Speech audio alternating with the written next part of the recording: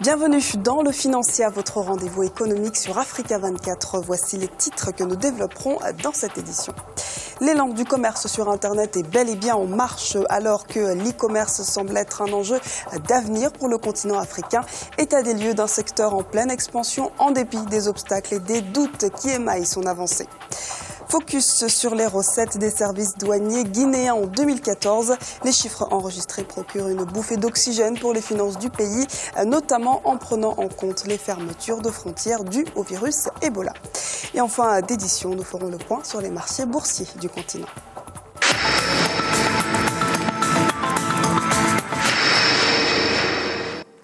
En dépit de nombreux obstacles, le e-commerce semble être sur le point de prendre une place prépondérante sur le continent africain. De fait, l'accès au réseau Internet n'est pas encore totalement démocratisé. Les soucis logistiques ainsi que le manque de confiance en un nouveau moyen de paiement semblaient mettre en péril l'avancée des startups de vente en ligne. Le marché est en pleine expansion mais pose de nombreuses questions, comme nous l'explique Ibra Radindiaï. Le e-commerce a de beaux jours devant lui en Afrique. Avec l'essor d'une nouvelle classe moyenne et le développement des nouvelles technologies de l'information et de la communication, on assiste à l'émergence d'un nouveau type de consommation. Vendre et acheter en ligne devient une habitude de consommation. Cependant, même si le secteur n'en est encore qu'à ses balbutiements sur le continent, il attire déjà l'attention de nombreuses entreprises internationales. Nous avons une équipe complète de professionnels et d'acheteurs personnels qui vont à la rencontre des vendeurs pour négocier avec eux pour permettre à l'acheteur de profiter des meilleurs prix. Le client a également l'avantage de se faire livrer et évite ainsi les déplacements et files d'attente. Le monde paraît si proche maintenant, j'ai fait mon choix et je l'ai reçu. C'est mieux que ce à quoi je m'attendais.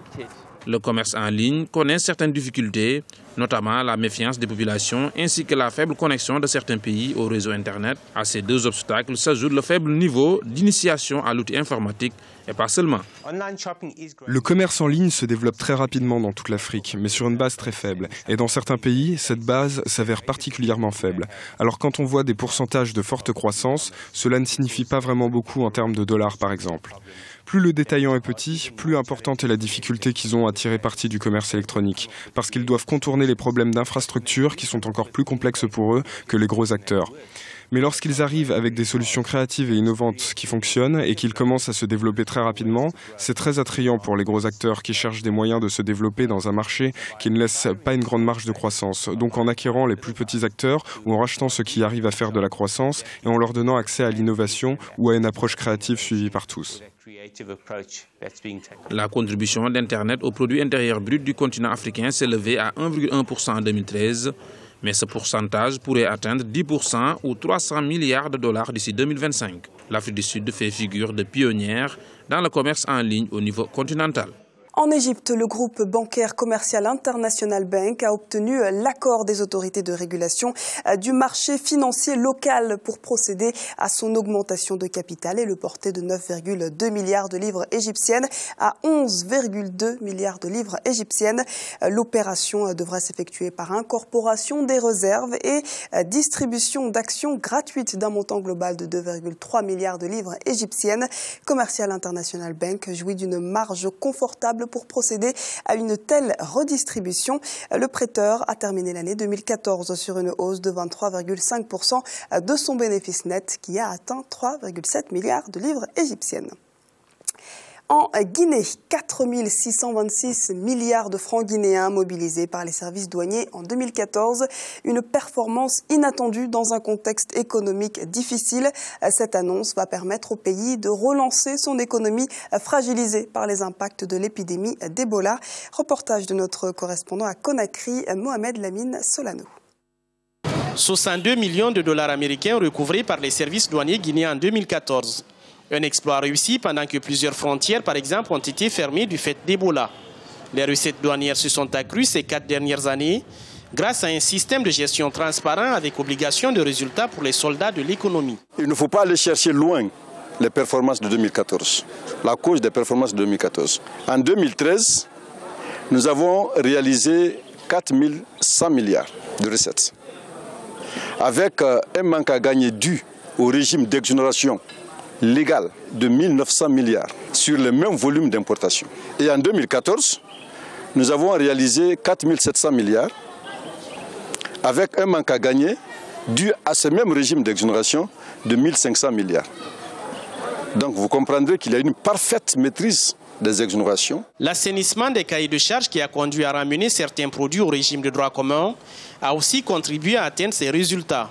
Les lois de finances révisées à 4 000 milliards de francs guinéens contre 5 000 initialement adoptés a également permis aux douaniers de revoir la configuration des angles de recettes après la fermeture des frontières à la Guinée en début 2014. Une réorientation des stratégies qui a produit des résultats. Les frontières terrestres qui ont été fermées pèsent pour très peu dans le volume des recettes mobilisées. Le gros est consécutif aux transactions qui s'opèrent au port de Conakry et surtout sur le plan des hydrocarbures. C'est ce qui représente le poids énorme des recettes budgétaires. Alors quand ils réalisent 100% de ça, les autres deviennent des miettes. Certaines mesures liées par exemple à la lutte contre la fraude avec l'application des sanctions prévues par les textes réglementaires ont conduit à cet exploit. En 2015, la douane guinéenne s'engage à mobiliser 5 824 milliards de francs guinéens, environ 70 millions de dollars américains, soit plus de 15% d'accroissement comparé aux objectifs de 2014. Le groupe bancaire marocain Attijari Wafa Bank a réalisé en 2014 un bénéfice net attribuable aux actionnaires de 4,4 milliards de dirhams, soit une hausse de 5,2% par rapport à 2013. Le produit net bancaire du groupe a également enregistré une augmentation de 8,8% à 19,4 milliards de dirhams, reflétant ainsi la croissance des dépôts et des prêts respectivement de 13% et de 1,7%. Attijari Wafa Bank a précisé dans ce cadre qu'il dispose désormais du plus important réseau commercial au Maroc et en Afrique avec 3331 agences au 31 décembre 2014 contre 3197 en 2013. Écoutons Mohamed El Ketani, président directeur général du groupe Attijari Wafa Bank. Notre groupe, le groupe Attijari Wafa Bank, a ainsi mené au cours des 10 dernières années, sous l'impulsion de son actionnaire de référence, la SNI, une stratégie d'expansion régionale dont l'objectif de contribuer à la construction d'une solution africaine qui puisse répondre aux besoins des acteurs économiques, mais aussi des peuples frères dans chacun de nos pays de présence. À travers notre présence sur le terrain, nous sommes ainsi convaincus chaque jour davantage que c'est réellement par l'investissement que nous pouvons créer le changement tant attendu.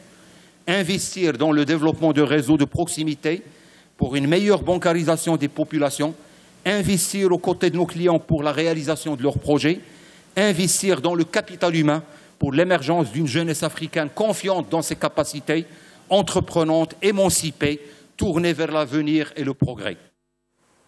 La banque marocaine Attijari Wafa Bank organise d'ailleurs la 3e édition du Forum international Afrique Développement ces 19 et 20 février.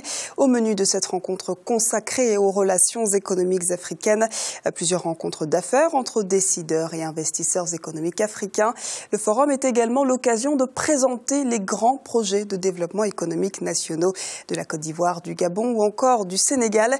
Et le ministre sénégalais de l'économie, Amadou Ba, est revenu sur le plan Sénégal émergent adopté en novembre 2012 par le gouvernement.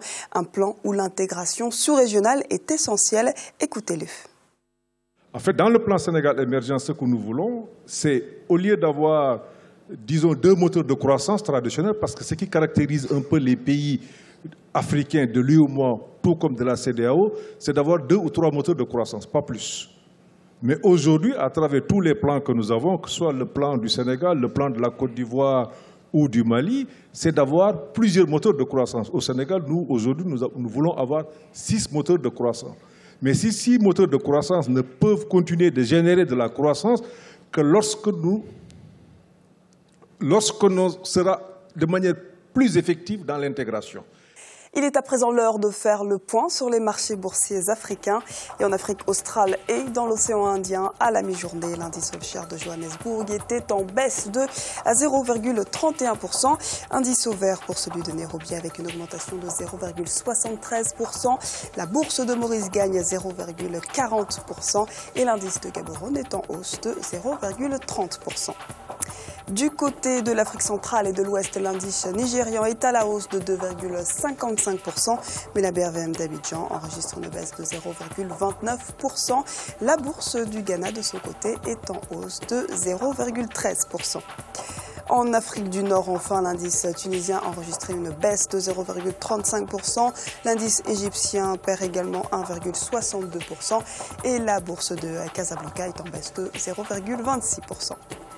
Et c'est la fin de ce Financia. Merci pour votre fidélité. Restez sur Africa 24, l'information continue.